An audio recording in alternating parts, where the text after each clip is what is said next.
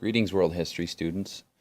I just wanted to take a quick second to show you how to access and use the online history textbook.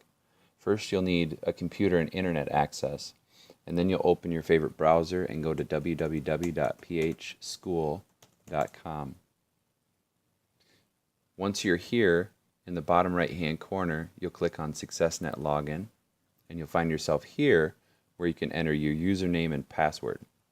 Your username will be your student ID, which is 5 numbers, plus the number 0. So again, your username is your student ID plus 0. Your password is going to be all capital letters GHHS13. Again, your password will be all capital letters GHHS13.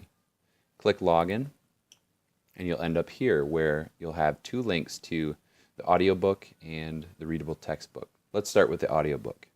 Click on that. Click your way to the small menu where you'll find these pull-down menus for your unit, chapter, and section from the world history text. And unfortunately, none of it's numbered, but everything is laid out in order. So if I wanted to get to Unit 1, Chapter 1, Section 1, for example, I'll pick the first item in each of the menus to get there. You'll see a bunch of options here. My favorite is clicking on Listen All, because it will listen to all the parts of this section for me without having to click each one individually. Prentice-Hall World History, Foundations of Civilization.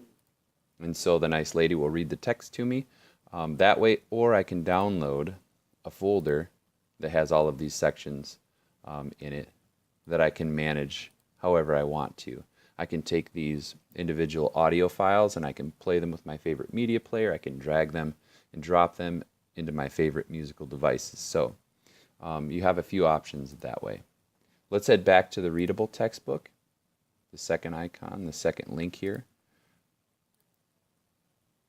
And you'll find as soon as this opens up this chapter selection menu over to the left that has expandable and collapsible items. Let's click on 1 and section 1 just like we did with the audio, and you'll see the same thing, but now the opportunity to read instead of listen. Although there is a button for each section in the readable text that you can click to have the book read to you while you're reading it, which is helpful if you are working on listening and or reading at the same time.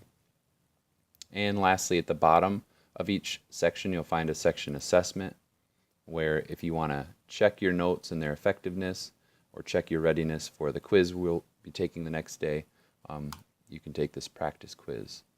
So once you sift through this or take this quiz, for example, I'm just going to do one of these questions. Who found the early hominid Lucy? We'll do Donald Johanson, and we'll click Score My Test, and you'll see it gives us a correct or an incorrect response, and it tells us quickly why we're right or why we're wrong, which is a helpful tool. Again, to check your notes and their effectiveness, or to tell you whether or not you're going to be ready for the next day's quiz. My quizzes are similar in difficulty, but not exactly the same questions. Okay, and then back to where we were a second ago. If you go back to the chapter menu and open that one more time, you'll see these sections here at the bottom of every chapter. Similarly, there's a chapter assessment. So a larger version of what you just did. Oops, sorry, I clicked the wrong one. It's with this study guide here.